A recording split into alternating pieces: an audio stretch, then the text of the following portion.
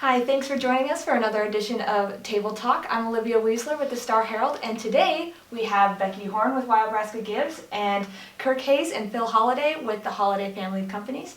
So I was just wondering if you could just start off by telling us a little bit about WyoBraska Gives and why it's important to the community. Do you guys want me to start on that one? Jump in. Well, we've been there since the inception of it, since the 2018 WyoBraska Gives, and really, it started out as an idea and a dream for all of us that we wanted to be able to facilitate a 24-hour giving day for all the nonprofits who want to participate. And our first year, it would have been November 13th, 2018. We shattered our goal and raised $487,000 in 24 hours. So this is round 2 for us. We had to cancel from COVID last year, so we're all coming together again for the May event on May 4th. Awesome. And how did it all come about exactly? Where did the idea come from? For this year's event? Or for the whole? The whole thing and this year. Becky, she's always been into fundraising, and I think you witnessed an Omaha Gives. Right, absolutely. And thought that would be just great here. Becky kind of knew about Holliday family of companies and how our mission is to give back to the community. Phil and the owners of the company made that real important. Yeah. And Brent Becky, was the first call I made. And Brent was the first call. She came to visit us first, and we were like, we'll do it. We get it. We'll do it. And first year was awesome.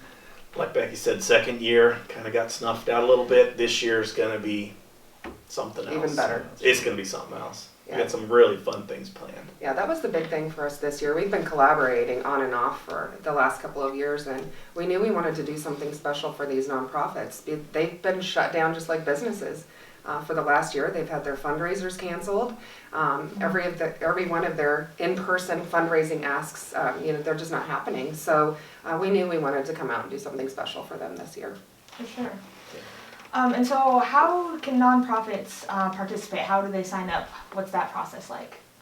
So nonprofit registration is through April 15th, so deadline's coming up. You have to be a 501c3, and it's just as simple as going to WyoBraskaGives.org. You can click on the login and start your process. It takes about 3 minutes to get approved. Awesome. Yeah. Cool. And so you guys have something kind of special lined up for this year with the Ignite.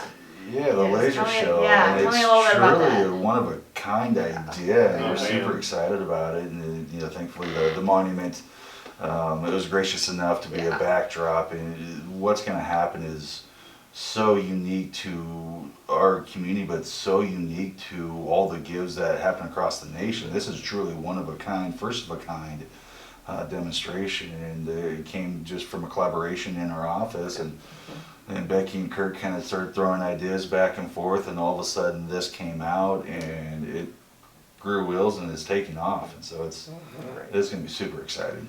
Yeah. How are you guys feeling about putting it together and everything? Is it coming along all right? Or? There's been a lot of moving parts with this, starting with the national parks. And so we have been lucky enough to get to work with Dan Morford, Scottsbluff National Monument Superintendent, and he's been amazing. He has been very thorough, and so vetting the company that's doing the lasers coming and making sure everything upholds the integrity of the monument. The last thing we wanted to do is have a rave out there. We wanted to uphold the legacy and send that message that these are pioneers who blazed a trail for us to have this community. And so that's the message we're going to start out with. I think that the biggest message that we want to convey is it's time to come together, and that kind of goes along with our tagline that we're stronger together. We've all been shut down. We've been shut down from social events. This is a safe way for people to be able to come out, social distance, wear masks, and come together and view something beautiful. And the best part about it is it's free to the public. And because of that, we want to inspire people to learn about nonprofits and the awareness of what they need this year. So if you enjoy the show, pay it forward. Minimum donations $10 to any of the nonprofits on WyoBraskaGives.org. Gotcha. Yeah. Awesome. One thing I'm excited about is we did a test run about a month ago. And the buzz that created, people are like, what is going on the monument? I mean, you had people calling and asking you. And so the real show, when it drops May 1st, is going to be something Right. else. It's going to be spectacular. I think the interesting thing about that is when he came out to do the site evaluation, we didn't even know if he was going to be able to set up one laser. And when he said one laser, I'm thinking laser pointer. Nobody's going to see it from the road. Oh no, there's a big frog jumping on the monument. So we were up with Bill Boyer from KNEB, and his phone just kept going ba-ding, ba-ding. There's aliens landing on the monument. There's all sorts of different things. And we thought, okay, the cat's out of the bag. But we did a really good job of keeping it quiet for 3 months to plan. But it's been a labor of love. I mean, getting everybody together from the city of Gering, who we could not do this without. I mean, they're providing strategic planning, traffic control, event parking, public viewing sites. They're donating everything. All of their in-kind resources, priceless. We could not do it without them. So, we have some partners in this. Of course, Star Herald is going to be providing our event program for the evening. So it will showcase and highlight all of our nonprofits. And we have KNEB, who's going to be broadcasting live. So if somebody wants to watch in their car, like a drive-in theater, or sit in the back, you can just tune into KNEB and any of their KNEB FM and AM stations actually will be broadcasting the event, so you can listen to the music as it's displayed on the monument. It's a 31-minute show. Okay.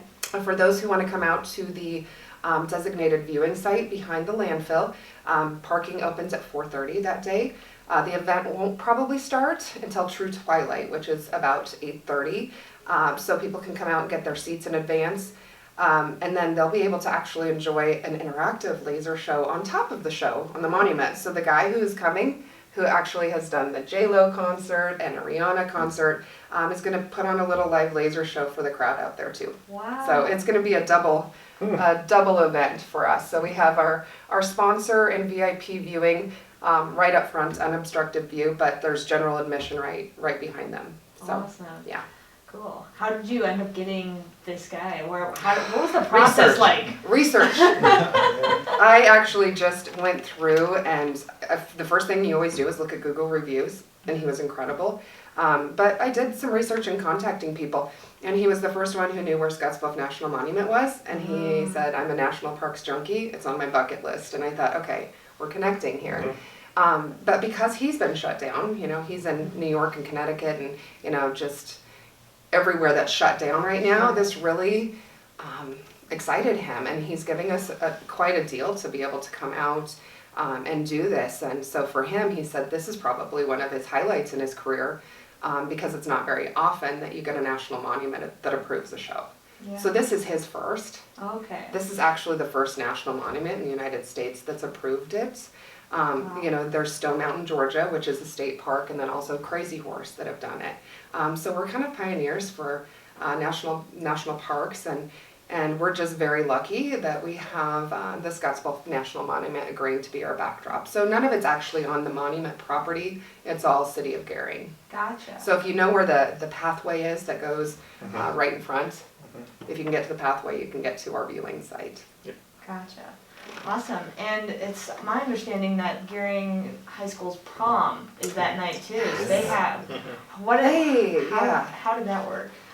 I'm not sure how that worked. Becky was I telling have us a that senior, yeah. so they actually had originally had it on their schedule for the week before the 24th, and then it didn't work for them at their location, so they swapped to the first. And I called my friend Jen Seibel and said, "Oh no."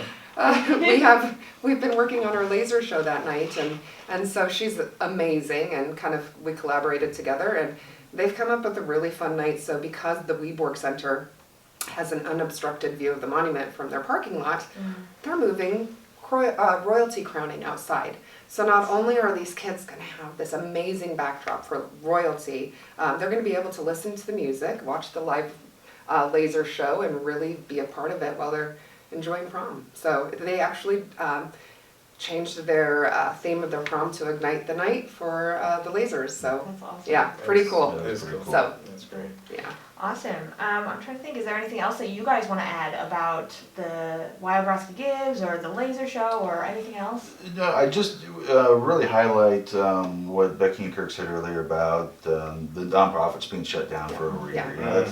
that's one thing that we're really focused on this year, is seeing how we can truly make an even larger impact than what we did the first time we did this, because it's truly needed right now. Their ability to raise funds for what they do in our communities has been so obsolete, and the need for our nonprofits right now is so great, probably greater than we've ever seen it.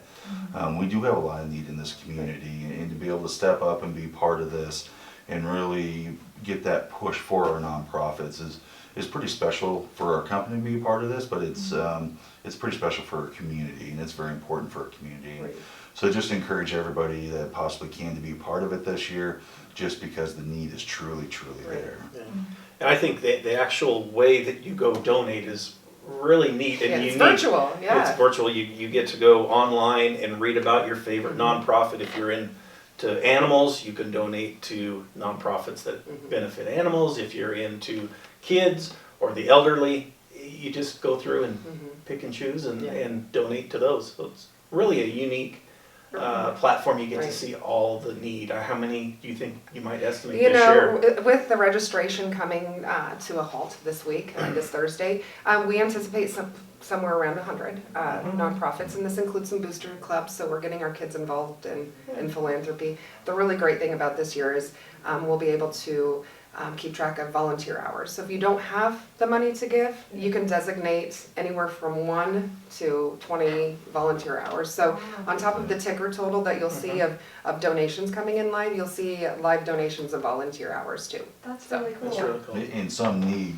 hours. And some are as good as gold. almost, yeah. Some of them need volunteers just as more Yeah. than they need money. Awesome. So Oregon Trail Community Foundation on Facebook really is the place to go for all of your information. We have a treasure hunt coming up where you can win $1,000 cash. It's just on how well you know your nonprofits. That starts on Wednesday the 28th. But if you do go to the Facebook page or otcf.org, all the information from public viewing sites, parking, event information, and then a direct link to WyoBraska Gives. Awesome. And we could not do it without our title sponsor. These guys have been with us from the beginning, and we are so thankful for them. That's awesome. Yeah. Thank you. Yeah, well, thank you guys so much for coming out. Again, we had Becky and Kirk and Phil here today, and thanks again for watching. This is Table Talk.